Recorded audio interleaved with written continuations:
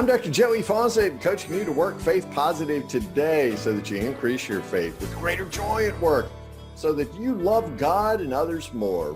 This week we're talking about my favorite sin. You must not have any other God but me is our scripture passage for the week, Exodus 20, verse 3. You play favorites, don't you? You have a favorite coworker, a favorite boss, a favorite client, a favorite customer, right? You play favorites. So let me ask you, what's your favorite sin? You know that sin that's familiar because you return to it so often, more often than you're comfortable sharing with anybody, right? That sin that fits Paul's category of the harder I try to do what's right, the more I do what's wrong. So what's your favorite sin? Oh, you want me to go first and share mine? Okay, here goes. My favorite sin is to have another God before the God, to break that first commandment, that rule that's first for a reason.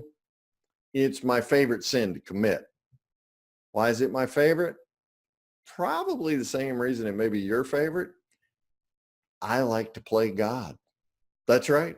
I have a favorite God, and it's not the God. It's me. I confuse myself with the Almighty, Joey Almighty. I think I know more than I do. I act like I'm more moral or ethical than I really am. Believe that I'm all that and a bag of chips too. I pretend I'm relatively mistake-free at work, and I wonder what everybody else's problem is anyway. I exchange humility for haughtiness, service for sainthood, good for greed. All proof positive that my favorite sin is to have another God before the God, and that God is me.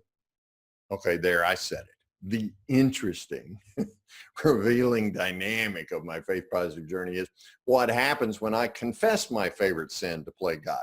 When I confess my sin of idolatry with myself as the idol, I see the consequences of this sin glow fire engine red before I ever go there again. I see more clearly, and therefore I'm able to avoid sinning again when I confess it. And even after I've gone there, once I confess it, the consequences of that sin dissipate more quickly than when I remain entrenched at my personal Trinity altar of me, myself, and I.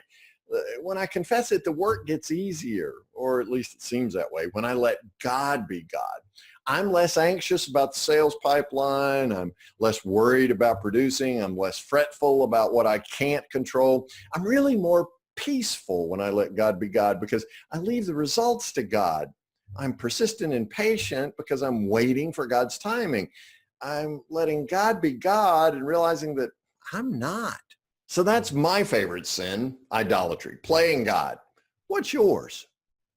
Join me this week in letting God be the God instead of our trying to play God.